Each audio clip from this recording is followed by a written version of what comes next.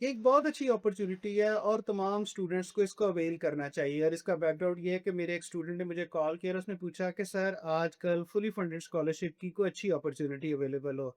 तो मैंने उसे स्ट्रेट अवे जो बताया आजकल ओपन है और ये है रोमानिया का ट्रांसल्वेनिया स्कॉलरशिप। इसकी जो एप्लीकेशन की लास्ट डेट है वो 10th अप्रैल है और एप्लीकेशन का प्रोसेस बहुत आसान है। अभी आपने कोई डॉक्यूमेंट नहीं भेजने, अभी आपने कोई लंबी चौड़ी जो है वो किसी चीज़ में नहीं पढ़ना। सिर्फ 2 स्टेप जो है इसका प्रोसेस है। पहला स्टेप ये है कि आपने अपना लॉगिन और पासवर्ड बनाना है, अपने आप को रजिस्टर करना है। और दूसरा स्टेप ये है कि आपने एप्लीकेशन फॉर्म को फिल करना है जिसके अंदर आपके बेसिक जो है वो पर्टिकुलर्स हैं। इसके अंदर कोई डॉक्यूमेंट आपने अटैच नहीं करना। इसके अंदर आपको सिर्फ 3 स्टेप्स जो है उनका ख्याल रखना है। पहला स्टेप ये है कि आपने एक 100 वर्ड का रीजनिंग देनी है कि आपने ये जो स्कॉलरशिप है ऑप्ट क्यों किया। और दूसरी चीज आपने क्या करनी है कि इसके अंदर आपने 3 रिकमेंडेशन लेटर देने हैं। और ये रिकमेंडेशन लेटर जो है अगर आप कहीं जॉब कर रहे हैं तो तीसरा रिकमेंडेशन बेशक आप अपने एम्प्लॉयर का दे दें। और जो तीसरी चीज है वो ये है कि आपने एक एसओपी बना के देना है। और ये जो एसओपी है ये आपकी वही जो ये आपकी वही जो शुरू की स्टेटमेंट है कि आपने इसको क्यों ऑप्ट किया, ये उससे बिल्कुल अलाइंड होगी। और ये 3 स्टेप करने के बाद आपने इस एप्लीकेशन को सबमिट कर देना है। आप शॉर्टलिस्ट होंगे, वो आपसे बाकी चीज़ें मंगवा लेंगे। अब जो चीज़ें इसके साथ अटैच्ड हैं या जो आपको बेनिफिट है स्कॉलरशिप के, वो मैं आपको बता देता हूँ। सबसे पहली बात ये है कि इसके अंदर आपको बहुत हाई-फाई रिक्वायरमेंट्स नहीं है, फलाँ डॉक्यूमेंट चाहिए, फलाँ चीज़ चाहिए, आपको आइल्स चाहिए, आपको ये चाहिए, ऐसा कुछ नहीं है। अगर आप इंग्लिश में करना चाहेंगे तो भी, और अगर आप रोमानियन लैंग्वेज में करना चाहेंगे तो 1 साल का प्रेपरेटरी जो कोर्स है वो आपको करवाया जाएगा। नंबर 2, आपकी फ़ी वेवर है, आपकी अकोमोडेशन फ्री है, आपका हेल्थ कवर फ्री है। और उससे बढ़कर क्या है कि आपको स्टाइपेंड दिया जाएगा। बैचलर लेवल पे, मास्टर्स लेवल पे 170 यूरो का आपको स्टाइपेंड दिया जाएगा एवरी मंथ। आपको जॉब अपॉर्चुनिटी भी मिलेगी और जिन दिनों आपका एकेडमिक सेशन नहीं चल रहा होगा फुल टाइम जॉब कर सकते हैं।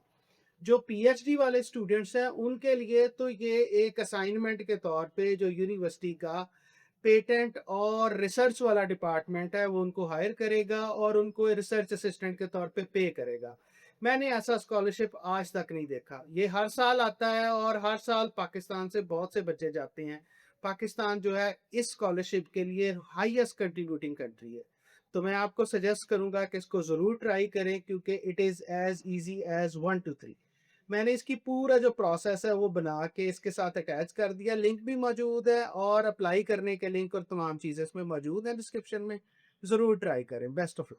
यूरोप का एक बहुत ही अकोमोडेटिंग कंट्री जो कई तरह के स्कॉलरशिप के साथ पूरी दुनिया से टैलेंट को अकोमोडेट करता है, उसका एक बहुत पॉपुलर स्कॉलरशिप अवेलेबल है, आजकल ऑन है और उसकी जो लास्ट डेट है वो 10th अप्रैल है। इसका जो एप्लीकेशन प्रोसेस है वो बहुत ही आसान है। आपने सिर्फ 2 जो स्टेप्स हैं उसके अंदर ये प्रोसेस कंप्लीट कर लेना है। एक जो पूरा फॉर्म है एप्लीकेशन का है और एक जो फॉर्म है उसके अंदर आप अपना पासवर्ड और लॉगिन जो है वो सेट करते हैं। तो इजी स्टेप है। इसके अंदर आपको बैचलर, मास्टर्स और पीएचडी तीनों के स्कॉलरशिप्स दिए जा रहे हैं। इसके अंदर आपके जो मास्टर्स के और जो बैचलर के स्टूडेंट हैं उनके लिए 170, इसमें बैचलर मास्टर्स के जो स्टूडेंट्स हैं उनके लिए 170 यूरो का मंथली स्टाइपेंड अवेलेबल है। जॉब की अपॉर्चुनिटी भी अवेलेबल है, इसके अलावा स्टाइपेंड भी दिया जाता है। आपकी ट्यूशन, आपकी अकोमोडेशन और आपकी जो ट्रेनिंग है वो फ्री है। जैसे अगर आप रोमानियन लैंग्वेज में ये करते हैं तो इसकी ट्रेनिंग आपके लिए फ्री है। तो रोमानियन ट्रांसल्वेनिया स्कॉलरशिप 2026 मैंने यहाँ पे लिखा है गूगल में और मैंने ये लिख के इसको क्लिक किया तो ये सबसे पहली जो साइट है आई है मेरे पास, ये ट्रांसल्वेनिया एकेडमिक स्कॉलरशिप। मैं इसको क्लिक करता हूँ और मैं वहाँ चला जाता हूँ। यहाँ पे थोड़ी सी डिटेल भी इन्होंने दी हुई है कि ये fully funded master degree scholarship है, नॉन ईयू और ईयू ने जो हैं कैंडिडेट्स उनके लिए, और 10th अप्रैल तक जो है ना इसकी लास्ट डेट है। तो मैं इसको जब क्लिक करूँगा तो मेरे पास जो है वो इसकी साइट आ जाएगी। यहाँ पे मैं एडमिशन्स में जाऊँगा और एडमिशन्स के अंदर मैं ये स्कॉलरशिप वाला जो है टैब इसको क्लिक करूंगा। इस ड्रॉप डाउन मेन्यू में स्कॉलरशिप वाले टैब को मैं क्लिक करूंगा तो ये मुझे ले जाएगा। यहाँ पे 2 तरह के स्कॉलरशिप हैं, एक तो रोमानियन अथॉरिटीज़ की तरफ से और एक जो है रोमानियन यूनिवर्सिटी, ट्रांसल्वेनिया यूनिवर्सिटी की तरफ से। तो ट्रांसल्वेनिया यूनिवर्सिटी वाले को जब मैं क्लिक करूंगा तो ये और बहुत सारे जो हैं इंफॉर्मेशन जो है मेरे लिए पास करेगी। तो ये पहला वाला जो टैब है इंफॉर्मेशन का है, दूसरा जो टैब है वो टैक्स एप्लीकेशन फॉर्म का। मैं यहाँ से जाके इसको रजिस्टर करूँगा। तो रजिस्टर करने के लिए मैं जब इसको क्लिक करूँगा तो फॉर्म 2026, सबसे पहले मुझे अपने आप को रजिस्टर करना है। अगर मेरा पहले से लॉगिन बना हुआ है तो मैं लॉगिन करूँगा। तो मैं यहाँ पे रजिस्टर के लिए क्लिक करता हूँ। तो 3 चीज़ें ये मुझसे पूछ रहा है। सबसे पहले इसने मुझसे ईमेल मांगा है, फिर पासवर्ड जो मैंने सेट करना है मैंने इसको कंफर्म करना है, और मैंने इंश्योर करना है कि मैं रोबोट नहीं हूँ, और ये सबमिट कर देना है मैंने।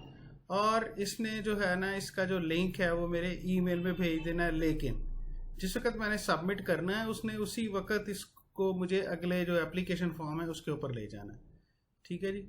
तो मैं ये करता हूँ और एप्लीकेशन फॉर्म पे जाके फिर आपको इनवाइट करता हूँ। रजिस्ट्रेशन करने के बाद लॉगिन बनाने से मैं यहाँ पे एप्लीकेशन पे आ गया, और एप्लीकेशन का बिल्कुल सिंगल पेज फॉर्म है। इसके अंदर बहुत ज़्यादा कॉम्प्लिकेशन नहीं है। इस पूरे पेज में बेसिक पर्टिकुलर्स लिए गए हैं, बहुत ज़्यादा जो है इधर उधर की चीज़ें नहीं पूछी गई। और इनका प्रोसेस ये है कि ये आपसे बेसिक एप्लीकेशन लेते हैं, फिर जब सॉर्टिंग हो जाती है और आप सेलेक्ट हो जाते हैं तो उसके बाद शॉर्ट लिस्टेड कैंडिडेट के तौर पे आपसे फिर फर्दर चीज़ें मांगी जाती हैं। अभी इन्होंने सिर्फ बेसिक इन्फॉर्मेशन मांगनी है। तो नेम का टैब है, इनको 2 सेपरेट टैब्स के अंदर, जैसे फर्स्ट नेम वाला टैब है तो उसके अंदर मैं फिलिंग करूंगा, और फिर लास्ट नेम या सर नेम वाला टैब है फिर उसकी फिलिंग करूंगा। इसी तरह डेट ऑफ बर्थ है, और फिर नेशनैलिटी पूछी गई है, और फिर कॉरस्पॉन्डेंट एड्रेस, फिर मतलब स्ट्रीट एड्रेस, फिर सिटी, रीजन या स्टेट, और कंट्री, ये सारी चीज़ें। जिप कोड भी पूछा गया है, लेकिन जिप कोड मैंडेटरी नहीं है। कंट्री जो है वो ड्रॉप डाउन मेन्यू से सिलेक्ट होगा। आपने ऊपर भी सिलेक्ट किया होगा तो वो मेरा ख्याल है कि कॉरस्पॉन्डिंग जाता रहेगा। अच्छा, फिर होम एड्रेस है। अगर कॉरस्पॉन्डिंग एड्रेस और होम एड्रेस सेम है तो आपने यहाँ सिर्फ क्लिक कर देना है, आपको ये भी फिल नहीं करना पड़ेगा। अदरवाइज कैंडिडेट को ये सारा फिल करना पड़ेगा।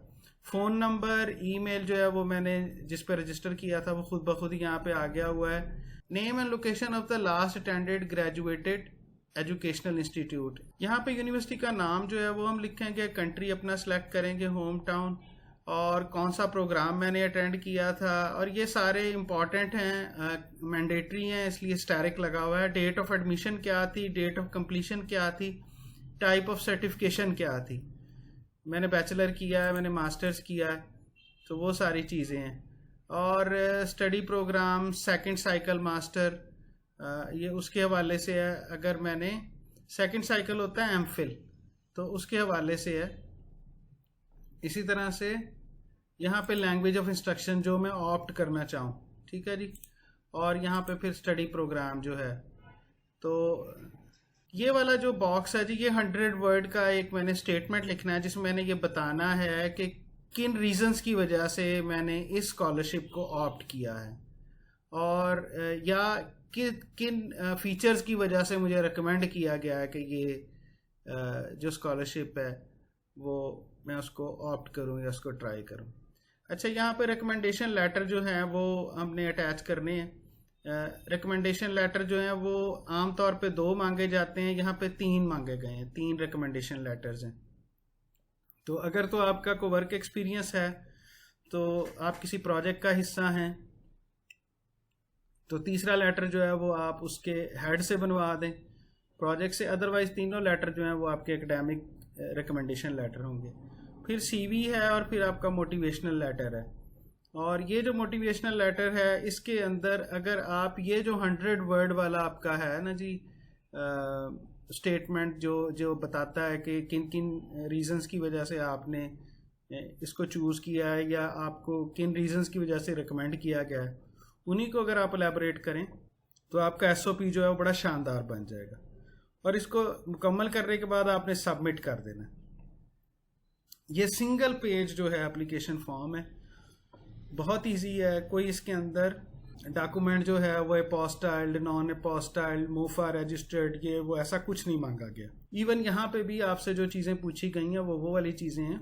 इवन जिस वक्त आप अपनी क्वालिफिकेशन के बारे में डिटेल्स दे रहे थे वहाँ पे भी आपसे सर्टिफिकेट को अटैच करने का नहीं कहा गया कि यहाँ पे सर्टिफिकेट को अटैच करें, ठीक है जी।